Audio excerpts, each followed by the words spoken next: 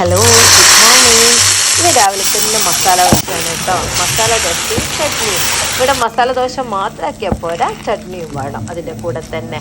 ഇവിടെ എല്ലാവർക്കും ഇഷ്ടം മസാല ദോശ. പിന്നെ എനിക്ക് അത്ര വലിയ ഇങ്ങനത്തെ ദോശയോടൊന്നും വലിയ ഇൻട്രസ്റ്റ് ഒന്നുമില്ല. പിന്നെ ഞാനും കഴിച്ചു ഇന്നൊരു മസാല ദോശ. കാരണം കുറേ പണിയുണ്ടായിരുന്നേ. ഇന്ന് എല്ലാവരും ക്ലീനിങ്ങിലേക്കാണ്.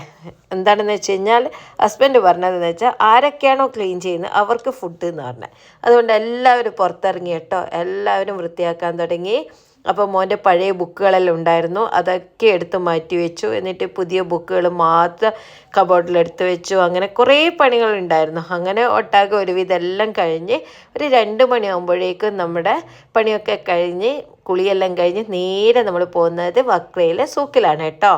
അവിടെയുള്ള അൽസീബർ റെസ്റ്റോറൻറ്റിൽ പോയി അങ്ങനെ ഒരു മന്തി കഴിച്ചു. ഫിഷും പിന്നെ ചിക്കനുമാണ് ഓർഡർ ചെയ്തത്. മോനെ ഫിഷ് ഇഷ്ടമല്ല, അതുകൊണ്ട് ചിക്കൻ ഓർഡർ ചെയ്തു. പിന്നെ ഇവിടെ കുറേ ഷോപ്പുകൾ ഉണ്ടായിരുന്നു. പക്ഷെ അതെല്ലാം ഒന്ന് എക്സ്പ്ലോർ ചെയ്യണമെന്നുണ്ടായിരുന്നു, ആഗ്രഹം ഉണ്ടായിരുന്നു. പക്ഷെ പിന്നെ വയലിൽ സ്ഥലമില്ലാത്തത് കൊണ്ട് അതൊക്കെ വിട്ടു. പിന്നെ നേരെ വിട്ടതെന്ന് വെച്ച് കഴിഞ്ഞാൽ എക്സിബിഷനായിരുന്നു കേട്ടോ, കാറിൻ്റെത്. അങ്ങനെ അവിടെ പോയി ഭയങ്കര തണുപ്പായിരുന്നു. അതുകൊണ്ട് നന്നായിട്ട് എനിക്കൊന്ന് എക്സ്പ്ലോർ ചെയ്യാൻ പറ്റുമോ എന്ന് ചോദിച്ചു കഴിഞ്ഞാൽ ഇല്ല കേട്ടോ. കാരണം ഭയങ്കര തണുപ്പായതുകൊണ്ട് എനിക്ക് ഭയങ്കര മടുപ്പായിരുന്നു നടക്കാൻ. പക്ഷേ എൻ്റെ മോൻ ഇവിടുന്ന് വരാനേ തോന്നിയില്ല. അവനിത് ഭയങ്കരമായിട്ട് ഇഷ്ടമായി.